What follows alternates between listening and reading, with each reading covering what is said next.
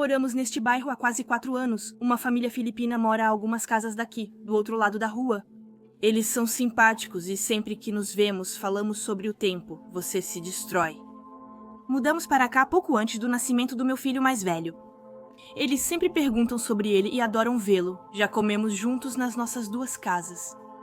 Neste verão, eles hospedavam um familiar mais velho, entre 55 e 60 anos. A gente o percebia logo porque ele sempre saía para longos passeios, andando bastante por aí. Uma noite, a mãe da família nos apresentou a ele. Era o pai dela. Ele acabara de se mudar para a casa deles e ficaria um tempo antes de ir para o norte, à casa da irmã. Ele conhecia pouco os Estados Unidos e falava inglês apenas o suficiente para se comunicar. Ele parecia simpático, mas assim que entramos, disse ao meu marido que ele me dava uma sensação ruim. Eu nunca tinha me sentido assim com nenhum dos 7 membros da família. Porém, já compartilhei refeições com eles e são muito gentis e calorosos. Meu marido também achou isso um pouco estranho, mas atribuímos à diferença cultural. Avançando cerca de um mês, minha mãe e minha sogra vieram nos visitar exatamente ao mesmo tempo. Elas estão na entrada com nosso filho e eu corro para dentro porque estou grávida e estou enjoada. Eu saio 15 minutos depois e as encontro conversando com esse homem. Ele queria ir ao supermercado com uma delas e ofereceu dinheiro em troca de cartões especiais para pagar a corrida. Elas disseram que não estavam interessadas, mas ele continuou insistindo e ficando por ali. Pedi para meu marido sair e, ao vê-lo, o homem foi embora rapidamente. Nossas 2 mães nos contaram o que tinha acontecido e o quanto ele estava insistente. Nos dias seguintes, nós o cumprimentávamos e brincávamos sempre que ele passava. Mas sempre que eu chamava, ele pensava que era para vir conversar conosco. Eu comecei a dar a entender para ele que o que ele tinha feito com nossas mães era extremamente ilegal e que ele não precisava insistir tanto. Ele disse que entendia, mas atrasou novamente. Era sempre quando eu prendia meu filho na cadeirinha do carro, com pressa de levá-lo à escola. Eu sempre levava uns 10 minutos para fazê-lo entender que não podia conversar, e ele se afastava devagar, demorando na nossa entrada. Passei a verificar se ele estava perto de casa durante sua caminhada matinal antes de sair. Eu detestava aquela conversa constrangedora. Era como se ele estivesse sempre bem na esquina da casa. Sempre que eu prendia meu filho no carro, acenava para ele e entrava rapidamente antes de sair dirigindo. Era muito constrangedor, como se ele estivesse me esperando. Uma das minhas vizinhas da frente me contou uma noite que ele também dava uma sensação ruim para ela, e mais uma vez, ele ficava rondando o tempo todo. Ela disse que ele fazia o mesmo quando ela estava fora, preferia sair para o jardim com as crianças para evitá-lo. Costumo trabalhar de casa, mas um dia fui ao escritório e recebi um alerta da câmera. Na nossa campainha, esse cara estava parado na frente da minha casa e olhando pela janela da minha cozinha. Eu podia ouvir nosso pitbull latindo para ele. Ele deu um pulo para trás ao ver nosso cachorro. Usei o microfone da campainha para perguntar: "Posso te ajudar? O que você quer?" Ele parecia em choque e foi embora rápido. Liguei para meu marido pedindo que assistisse à gravação. Nós 2 achamos aquilo extremamente assustador. Ao ver a família passeando à noite, decidimos falar com a filha dele sobre o assunto. Ela conversou com o pai sobre o assunto, mas ele garantiu que nunca havia ocorrido. Mostramos o vídeo para ele no celular e ele disse que devia ter se perdido. A garota parecia muito incomodada com o pai e com a situação. A estranheza do cara diminuiu um pouco ao perceber que seu comportamento incomodava a filha. A conversa esquentou durante o passeio. Ela me explicou mais tarde que ele tinha tendência a ser um pouco amigável demais e que não tinha más intenções. Mas ela tinha conversado com ele e ele ia nos deixar em paz. Perguntei a ela se ele tinha algum problema mental ou Alzheimer, pois vivia se perdendo. Ela disse que não, que ele sempre agia assim e que estava ansiosa para a irmã estar pronta para recebê-lo no norte. Vários vizinhos e a associação de proprietários também tinham reclamado com ela. Cerca de 2 meses depois, deixei meu filho na escola infantil. Voltei para casa apressadamente, pois me sentia muito mal. Normalmente deixava meu carro destrancado, mas um pressentimento me fez trancá-lo imediatamente enquanto corria para dentro de casa. Eu costumava deixar a porta da frente aberta quando precisava vomitar com pressa, mas dessa vez, meu instinto me fez trancá-la. Quando eu estava no banheiro, vomitando minhas tripas bem ao lado da porta, ouvi um barulho na porta da frente. Alguém estava girando a fechadura de um lado para o outro. Meu alarme tocou no celular e olhei rapidamente entre 2 ânsias de vômito. Quem diria? O velho estava tentando entrar na nossa casa. Eu me aproximei do microfone e disse: "Você está na casa errada." E ele me respondeu: Me deixe entrar agora. Preciso te dizer uma coisa. E eu juro que era a primeira vez que eu ouvia alguém falar inglês tão bem. Eu já estava começando a me sentir melhor e agora estava em alerta. Eu respondi, o que você quer me dizer? Ele olhou diretamente para a câmera. Me deixe entrar na sua casa agora. Foi aí que comecei a entrar em pânico. Ele sabia que estava na casa errada, mas insistia em entrar. Eu disse a ele, por favor, saia da minha propriedade. Você está me incomodando e eu não vou deixar você entrar. Ele recomeçou a tentar destrancar e abrir a porta e depois bateu na janela do banheiro. Então comecei a ficar realmente irritada. Saiam da minha casa imediatamente ou chamarei a polícia. Não permitirei a entrada de vocês. Ele então recuou, fez um gesto obsceno para a câmera e saiu apressadamente. Ele sumiu, mas ao subir as escadas percebi que estava apenas retornando para casa. Soltei meu pitbull do nosso quarto. Ele enlouqueceu durante todo esse sofrimento. Liguei para o meu marido, que me aconselhou a telefonar para a moça e explicar o que tinha acontecido, e foi o que eu fiz. Ela me pediu para nunca mais deixá-lo entrar. Ela começou a me alertar que ele tinha sido muito indecente e insistente com todas as mulheres da família dela. E ela não queria que eu me machucasse, principalmente durante a minha gravidez. Uma hora depois ela veio me ver e eu mostrei o vídeo a ela. Ela ficou furiosa ao ver aquilo, pediu desculpas várias vezes e implorou para não chamar a polícia. Ela prometeu que ele iria embora no dia seguinte. No dia seguinte, ele foi embora após a filha explicar que ele não era mais bem-vindo na casa deles. Agora ele mora no norte, em algum lugar de Maryland, com a outra filha, provavelmente incomodando outras pessoas. Não sei o que teria acontecido se não tivesse seguido meu instinto naquele dia. Eu só estou realmente feliz que nada tenha acontecido comigo.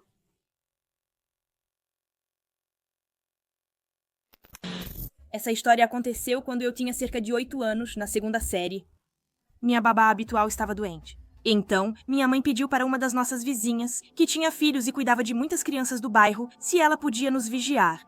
Meu irmão e eu passamos horas nos divertindo muito na casa da Brandy, até que minha mãe veio nos buscar.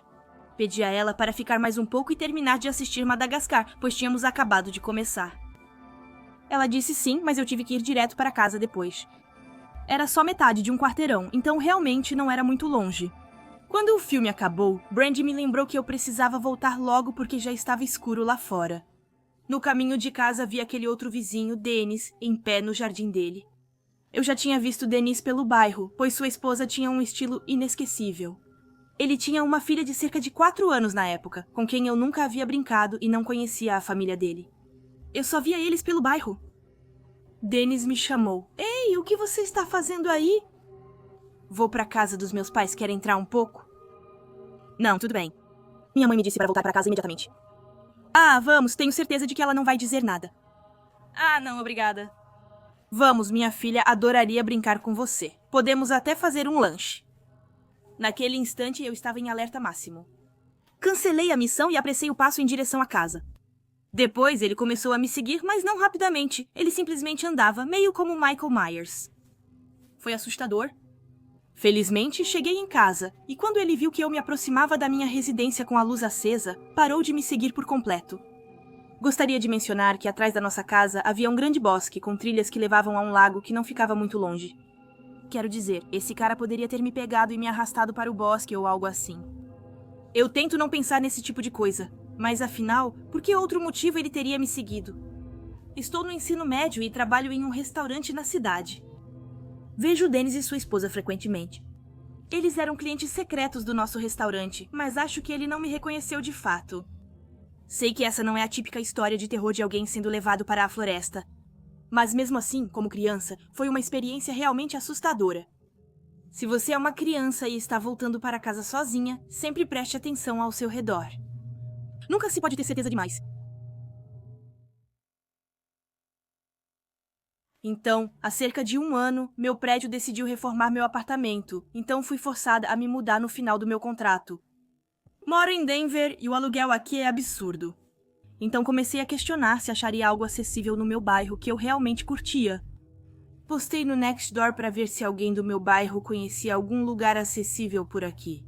Recebi prontamente uma mensagem de Joe, informando que um apartamento em seu prédio estaria disponível para aluguel em breve e que ela conhecia o proprietário.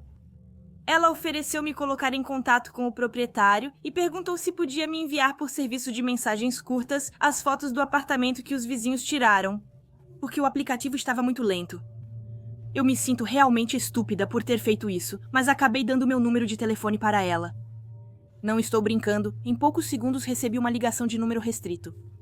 Normalmente não atendo ligações de número restrito, mas estava esperando uma de um número desconhecido, então atendi. Fiquei perplexa quando a pessoa disse: "Oi, é a Joana, como você está?" Hã?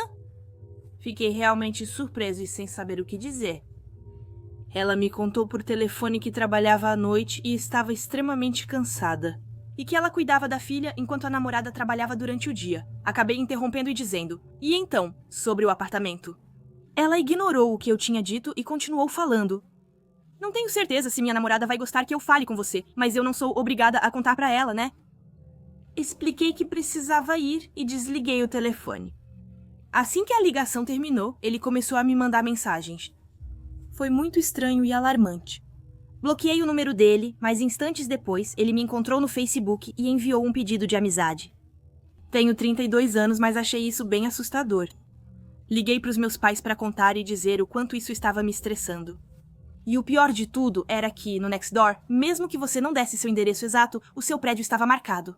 Eu achava que meu endereço não estava visível no meu perfil, mas ao verificar, vi que meu endereço e número do apartamento estavam completamente públicos.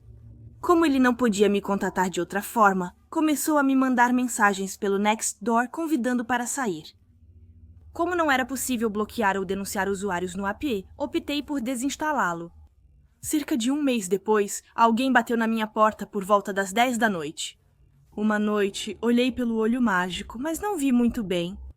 Vi um homem com a cabeça levemente abaixada. De qualquer forma, eu não abri a porta quando não esperava ninguém, principalmente um desconhecido, às 10 da noite. Em pânico, decidi ligar para meus vizinhos do outro lado do corredor. É uma mulher mais velha e nós sempre cuidamos um do outro, já que ambos moramos sozinhos. Perguntei se ele parecia um entregador que tivesse errado de porta. Ela abriu a porta para tentar ver melhor o sujeito, que se assustou e saiu correndo. Honestamente, não tenho certeza se era o cara do Nextdoor, mas meu instinto diz que sim. Foi um grande choque elétrico. Eu sempre achei que cuidava bem da minha segurança online, mas eu nem sabia que meu endereço estava visível no aplicativo. Nunca mais vou ser tão despreocupada ou relaxada com as configurações de privacidade assim. Nunca mais. Tenho 28 anos, mas quando eu tinha cerca de 5, minha mãe e eu morávamos em um sobrado afastado da estrada principal. Morávamos em uma área arborizada, de um lado nós, e do outro uma mulher e seu filho que estudavam para serem professores. Minha mãe me teve jovem, aos 25 anos, e o rapaz estava no início dos 20. Ele vinha frequentemente conversar com minha mãe. Ela contou que ele fazia várias perguntas sobre mim e perguntou se ela permitiria que ele me levasse para um passeio na floresta. Claro, minha mãe recusava todas as vezes. Minha mãe trabalhava muito no centro cirúrgico do hospital local, então eu passava na maior parte dos fins de semana na casa da minha avó. Uma noite, enquanto eu estava lá, minha mãe dormia sozinha no duplex.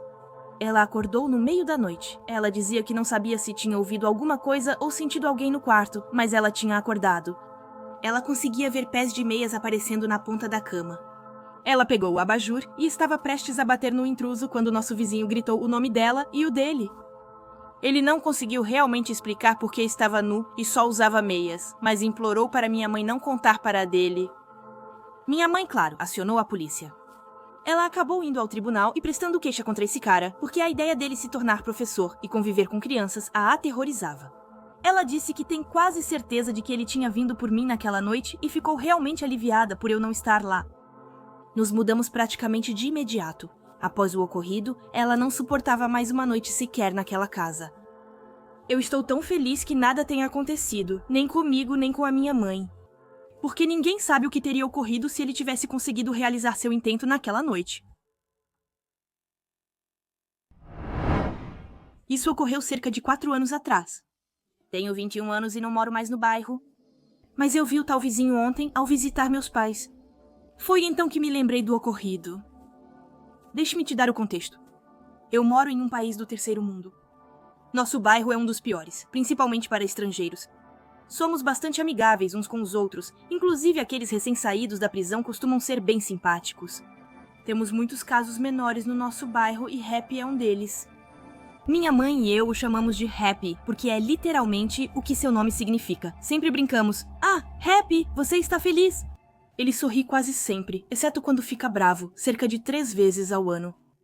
Morei lá por quase 19 anos, então sei como ele é. Happy mora com seus 2 irmãos, um vende frutas e o outro é taxista. Happy não trabalha devido a problemas mentais. Acho que ele tem algum tipo de esquizofrenia, mas não tenho muita certeza de qual. Tudo o que eu sei é que ele realmente não funciona direito. Não conseguimos realmente conversar com ele sobre esportes, notícias ou outros assuntos. As frases dele nunca fazem sentido. Devo dizer também que nosso país não leva os problemas mentais tão a sério. Nós só temos 3 instituições psiquiátricas em todo o país. Simplesmente não há tratamento possível. Não importa o que ele seja de fato, as pessoas o veem como um louco. Sinceramente, isso é muito triste. Meu pai era amigo dos irmãos e dele, mas não é mais o caso. Meu pai às vezes dava dinheiro para ele comprar cigarros. Ele sabia que seu irmão, o taxista, precisava sustentar 2 filhos em outra cidade, e o vendedor de frutas quase não vendia mais. Happy ocasionalmente ajudava a carregar as sacolas de compras e recebia gorjetas do meu pai. Desde criança, só conheço a versão do Happy muito prestativo e amigável. Eu sempre sorria para ele e ele sempre sorria de volta. Mas aos meus 15 anos ele havia mudado totalmente. Ele ainda tinha aquele sorriso no rosto e passava os dias em pé lá fora, na sombra, fumando.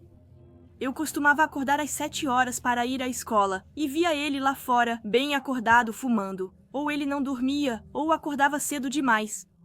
Ele também percorria longas distâncias, sendo visto em lugares que exigiam 1h30 de carro para alcançar. Imagine o tempo que ele levava para ir a pé até lá. Ele parecia agitado, mas simplesmente ficava lá, chapado, desde bem cedo de manhã até bem tarde da noite. Essa mudança comportamental se tornou muito preocupante. Ele sempre me encarava com um sorriso forçado e meio assustador. Quando eu passava na frente da casa dele, ele sempre me seguia com o olhar, chegando a andar de costas para continuar me encarando. Às vezes eu dava uma olhada e percebia que ele fazia isso toda vez. Ele andava de costas e encostava as costas na parede, como se estivesse se escondendo ou algo assim. Ele havia mudado completamente de atitude, com raiva e mudanças de humor mais frequentes. Ele gritava palavrões sem sentido e caminhava furiosamente em direção à sua casa. Agora vamos falar sobre o que aconteceu comigo. Como eu dizia, ele ainda me seguia com o olhar. Eu tinha 17 anos e, claro, estava sozinha em casa. No dia do incidente, não saí com minha família porque precisava estudar. Provavelmente ele sabia que eu estava sozinha, porque toda vez que minha família saía, eu podia vê-lo pela janela, de pé, no mesmo lugar de sempre, olhando fixamente para eles enquanto iam embora. Na hora do almoço, saí para comprar ingredientes para cozinhar. Notei que ele estava próximo ao irmão, que vendia frutas no mercado local. Fui comprar legumes e carne. Os legumes ficavam perto de API, mas o açougueiro estava a 1 minuto de caminhada. Depois de pagar o açougueiro e colocar minha carne na sacola, levantei os olhos e vi API bem ali, me encarando. Ignorei aquilo e virei à direita, seguindo para casa, mas novamente ele estava bem atrás de mim. Decidi ignorá-lo de novo, pois nossas casas eram literalmente vizinhas. Passei em frente à casa dele, esperando que o som dos passos parasse, mas ele continuava bem atrás de mim. Olhei para trás e os olhos dele ainda estavam fixos em mim, com aquele sorriso realmente assustador. Mas continuei ignorando, achando que ele ia para o lugar de sempre para fumar ou algo do tipo. Nunca me senti em perigo no meu bairro, então não ficava estressada facilmente. E principalmente não por causa do API. Jamais o vi como perigoso, mesmo durante seus acessos de raiva. Por isso nada realmente tinha me deixado em pânico. Eu entrava pela porta principal que dava para a rua, adentrando o grande hall retangular, que tinha apenas uma porta onde morava uma senhora idosa. Eu passava pela porta dela, virava à direita para subir as escadas e chegar na minha casa no 2º andar. Ouvi alguém passar pela porta de entrada e entrar no hall. Novamente pensei que fosse um vizinho do 3º andar, mas os passos estavam muito rápidos, então imaginei que a pessoa estava com pressa. Virei-me para olhar o final da escada, ver quem era e abrir espaço para que a pessoa subisse rapidamente. Para minha grande surpresa, não era ninguém menos que Happy no final da escada. Parei imediatamente e meu coração disparou. Happy, o que você está fazendo aqui? Perguntei. Sem me responder, ele começou a vir direto na minha direção, subindo os degraus rapidamente. Comecei a subir as escadas mais rápido e ele agarrou meu pé e me fez escorregar. Meu braço, joelho direito e costas doíam muito por causa da queda e de ter sido arrastado escada abaixo. Mas com toda a adrenalina correndo nas minhas veias, comecei a chutar para soltar meu tornozelo das mãos dele e gritei para me soltar. Eu também gritava por socorro, na esperança de que algum vizinho mentiroso viesse me ajudar. Bati no antebraço dele com minha perna livre para que me soltasse, continuando a bater e sacudir minha outra perna simultaneamente. Com um pouco de sorte, finalmente consegui me libertar. Mas eu não conseguia me virar e comecei a subir as escadas com medo de que ele me seguisse até em casa. E só Deus sabia o que ele faria se entrasse. Eu só queria empurrá-lo, esperando que ele perdesse o equilíbrio e caísse na escada. Isso me daria tempo suficiente para chegar em casa. Eu batia e batia, mas sem resultado. Eu gritava. E o que durou apenas cerca de 5 segundos me pareceu uma eternidade. Mas então ouvi a porta da velha senhora lá embaixo começando a se abrir. Happy também ouviu, então ele sumiu. Mas ele passou na frente da casa dela, e claro, ela ouviu e gritou com ele, mas ele a ignorou. Ela me chamava e perguntava se eu estava bem, mas eu não conseguia responder. Ela colocou a cabeça para fora no final da escada, continuando a me chamar, mas eu só conseguia chorar e me contorcer de dor. Meu cotovelo sangrava e ela gritava o nome da minha mãe. Expliquei que não havia ninguém em casa, então ela me convidou para ir até a dela para cuidar do meu cotovelo. Eu disse que estava tudo bem e que eu mesma resolveria, mas ela insistiu para eu descer. Ignorei-a e subi as escadas com dificuldade para entrar em casa. Depois de quase 1 hora, mais calma, retornei à casa da senhora idosa. Bati na porta dela, ela abriu e pedi que não contasse nada aos meus pais. Se meu pai soubesse, provavelmente mataria esse cara. Expliquei a ela que Happy era apenas um louco e que meu pai não merecia ser preso por causa de alguém assim. E que ele provavelmente estava confuso. Convenci ela de que ele tinha perdido a cabeça e que não era tão grave. Ela me prometeu que não diria nada para minha família e pronto, acabou.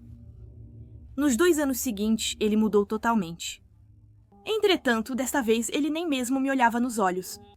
Quando eu andava em sua direção, ele se virava para evitar passar perto de mim. Nos primeiros meses, eu temia que ele me esperasse escondido em algum lugar. Mas acabou que ele tentava me evitar, mesmo depois que eu me mudei. Mesmo quando eu vinha visitar, mal nos víamos. Hoje, ainda 4 anos depois, ele ainda me evita. Então, Happy, espero que você continue assim e não machuque mais nenhuma garota do bairro. Mas, acima de tudo, espero que meu país tome consciência das doenças mentais. Eu realmente espero que as pessoas recebam os tratamentos e cuidados necessários, porque pessoas como Happy realmente precisam disso.